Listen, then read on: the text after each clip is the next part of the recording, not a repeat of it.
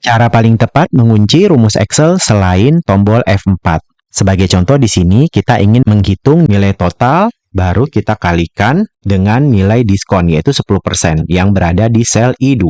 Nah, biasanya kita kan nanti akan kopikan ke bawahnya nih. Supaya nggak bergerak ya untuk nilai diskonnya ini, kita biasanya kunci dengan menekan tombol F4. Nanti dia akan muncul nih pada rumusnya tanda dolar. Kita klik enter, dan ketika kita kopikan ke bawahnya, seperti kita lihat, nilai pengalinya sama-sama nggak bergerak. Karena udah kita kunci dengan menekan tombol F4. Ada cara lain nggak selain kita menekan tombol F4? Bisa. Caranya kita langsung aja kasih nama. Sebagai contoh ini kan tadi lokasi nilai 10% berada di I2. Kita cek di name box-nya yang di sebelah kiri ini. I2. Nah, kita bisa ganti namanya. Kita delete. Contohnya kita kasih nama sel diskon ya. Sel diskon. Kita tidak boleh menggunakan spasi sebagai pemisahnya. Karena nanti kalau kita gunakan spasi, dia tidak akan bisa. Sebagai contoh nih, sel spasi diskon. Aku coba enter. Nah, dia tidak bisa. Dia akan error. Bagaimana caranya? Caranya, kita klik lagi di I2, kita ganti, ada dua cara. Pertama, kita sel diskon. Jadi, kita nggak kasih spasi, langsung dempet aja.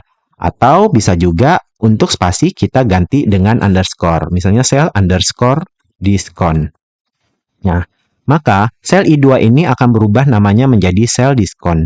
Jadi, untuk mendapatkan nilai diskon, langsung aja sama dengan ya, nilai yang berada di total, kita langsung kalikan, kita ingat, ini tadi kan kita mau kalikan dengan 10%, dan sel ini kita udah kasih nama sel diskon. Langsung aja kita ketik namanya, sel diskon. Nah, biasanya di bawahnya ini ada nih, sel underscore diskon. Kita klik aja, langsung kita enter. Nah, untuk yang ke bawahnya langsung kita copy-in. Kita bisa lihat kan rumusnya, jadi nilai diskon didapatkan dari nilai yang berada di kolom E dikalikan dengan sel yang udah kita kasih nama, yaitu sel diskon. Nah, selain untuk satu sel, bisa nggak kita memberikan nama bukan hanya satu sel, tapi lebih dari satu sel? Sebagai contoh, kita memberi nama range sel yang udah kita blok atau kita seleksi. Bisa. Sebagai contohnya gini aja langsung. Nah, seperti biasa untuk penggunaan rumus VLOOKUP ya, dimana kalau kita ngetikin merek handphone nih, nanti dia akan memunculkan datanya secara otomatis. Biasanya kita lakuin kayak gini. Sama dengan VLOOKUP, buka kurung, terus lookup value-nya berarti pada kolom H ini kan, H3, titik koma, table array-nya mana? Table sumber, berarti kita blok nih, keseluruhan table sumber dari awal sampai akhir. Terus nah, untuk table array dan lookup value itu kan biasanya karena kita akan kopikan ke baris yang di bawahnya. Maka supaya nggak ikut bergerak, kita biasanya tekan tombol F4, nanti sampai muncul tanda dolar. Kemudian juga sama untuk di sel lookup value-nya juga, F4, muncul tanda dolar, gitu kan. Jadi table array ini udah kekunci, dan juga untuk sel lookup value-nya juga udah kekunci. Kolom index number-nya untuk harga per unit, kolom kedua, titik koma, false.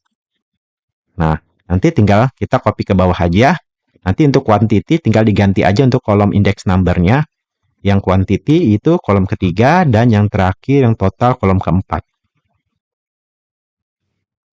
Coba aku lihat. Nah, sekarang gimana alternatif lainnya nih? Untuk sel lookup value-nya dan juga sel table array-nya, kita nggak gunain tombol F4. Caranya langsung kita ganti aja. Misalnya aku coba di table yang sebelah kanan, paling kanan. Sebelumnya tadi apa aja untuk sel penguncinya? Sel penguncinya berada di sel K3. Nah, kita kasih nama dulu nih. Pada name box, K3 aku bikin lagi misalnya sel merek. Sel underscore merek. Ingat, kalau untuk menggantikan spasi, pada name box kita harus ganti dengan underscore. Sekarang juga untuk tadi table array-nya. Table array-nya kan seluruh table ini. Kita blok aja dari awal sampai akhir. Nah, di sini langsung kita kasih nama nih pada name box-nya. Contohnya table HP misalnya. Enter. Maka untuk table yang udah kita seleksi ini, dia punya nama, namanya table HP. Langsung aja kita praktekkan sama dengan VLOOKUP. Buka kurung. Nah, kita nggak perlu lagi nih klik di sel yang berada di atasnya. Kita langsung ketik aja tadi nama selnya. Nama selnya apa? Sel merek ya tadi. Nah, kita pilih sel merek, kemudian titik koma, table array-nya juga apa? Kita nggak perlu blok lagi ya untuk di table sumber, tapi kita langsung ketikin aja tadi nama table yang udah kita kasih, yaitu table HP di sini. Habis itu titik koma, kolom index number-nya berarti dia kedua untuk harga per unit, titik koma, false. Kurung enter. Nah, bisa kelihatan ya bedanya teman-teman. Coba nih yang sebelah kiri. dia masih menggunakan seleksi ya. Sel yang udah kita seleksi dan kita jadiin absolut dengan menekan tombol F4. Sedangkan yang di sebelah kanan ini selnya kita ketikin namanya aja.